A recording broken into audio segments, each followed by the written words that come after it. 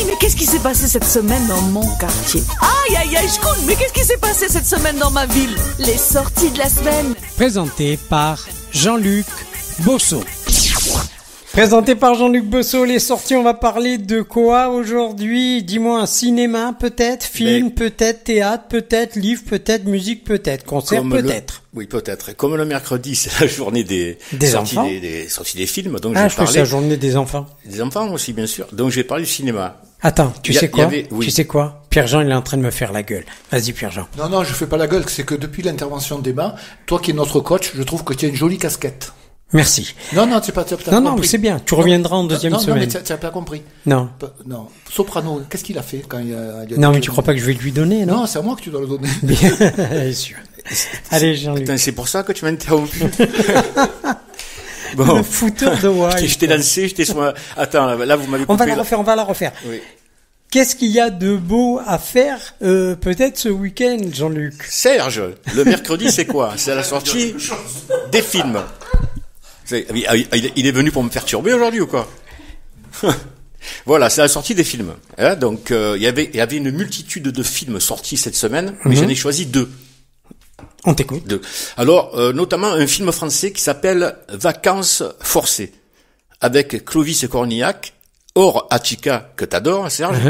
Comment tu sais? Mais je le sais, tu me l'as dit en plus. D'accord. Bertrand Huskla, Pauline Clément, je sais pas si ta famille à toi, Jean-Louis. Cousine, oui. C'est la cousine, ok. C'est un film de François Prévost-Légoni et Stéphane Archinard. C'est une comédie. Le synopsis, c'est suite à l'erreur d'une agence de location, une famille de prolos de banlieue, un couple de bobos versaillais et un éditeur de la rive gauche se retrouvent à devoir partager la même maison de vacances sur la côte atlantique. Ça va être un joyeux bordel. Voilà. Ensuite, un film coréen. J'assume. J'assume, voilà. Film coréen parce que j'adore le cinéma coréen. C'est BO? Comment? En BO. Oui. C'est Normal Family. Je pense que tu voudras connaître le nom des acteurs, toi, Oui, Jean-Louis, tout à fait, parce que Jean-Luc. tu dois les connaître. C'est Sool Kyung-gu, Jang Dong-gu et Lee Kim. Et c'est un film de Ji Oh-ur. Tu connais tout le monde. Oui, Kim, je connais En bien. tout cas, Voilà. tu parles très bien le coréen. Le coréen. Donc c'est un drame.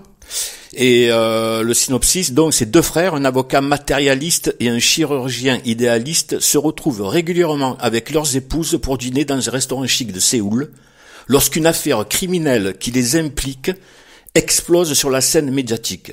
Leur sens de la morale va être mis à l'épreuve. Ensuite, théâtre.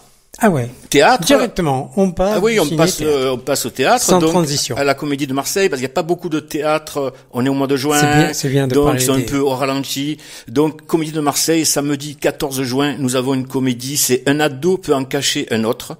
Donc, c'est une pièce, une histoire, si tu veux, qui est basée sur le conflit des générations. Parce que c'est l'histoire entre une maman qui vit avec son fils adolescent. Et ça va pas se passer comme il faut. Surtout que le gamin, à un certain moment, il va faire un retour en arrière, donc il va se retrouver de l'autre côté du miroir, donc c'est-à-dire au début des années 80, avec sa mère redevenue adolescente. D'accord. Et donc et là, on va se rendre compte que sa mère n'était pas si raisonnable qu'elle le disait. Voilà. Donc c'est une pièce qui est jouée par Nina Valéry et Lorenzo Théodore. L'auteur que je connais très bien, c'est Julien Sigalas, et la mise en scène qui est faite par sa femme, Irina Gorgueyev. Très bien. On continue. Je vais parler de concert, maintenant. Le concert avec Emma. Une étoile, avec Emma, une étoile, une voix, le vendredi 13 juin 2025 à 19h30 au club 27 rue d'Anvers, dans le 4e arrondissement de Marseille. C'est bien que ça s'appelle le club 27 au 27 rue d'Anvers, parce que ça serait au 28, ça se rappelait le 28. Tu rencontres les gens, ils auraient été embrouillés, tout ça aurait été la folie. Ensuite, je vais parler d'un livre, sorti d'un livre qui sort aujourd'hui. On aime bien lire l'été, surtout l'hiver, mais l'été aussi, au bord de au bord Piscine, de l'eau, au bord de l'eau, ou même sur un banc allongé sur un transat, avec le bruit des vagues, avec le chant des cigales. Tiens, Pierre, fais-moi le chant des cigales, s'il te plaît. Et toi, Jean-Louis, le bord de l'eau? On s'y croirait, hein. Ah, c'est magnifique. Écoute, j'ai envie d'acheter le livre sans que tu m'en parles déjà. Donc, le livre, c'est Amour, saveur, framboise. L'auteur, c'est Kate Canterbury. Et c'est une romance contemporaine.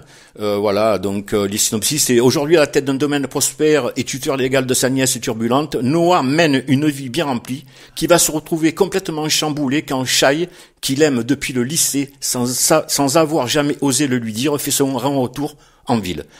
Il y a un auteur littéraire qui a écrit cette pièce, sur ce livre, c'est un coup de cœur magistral. Ce livre est fait à la perfection.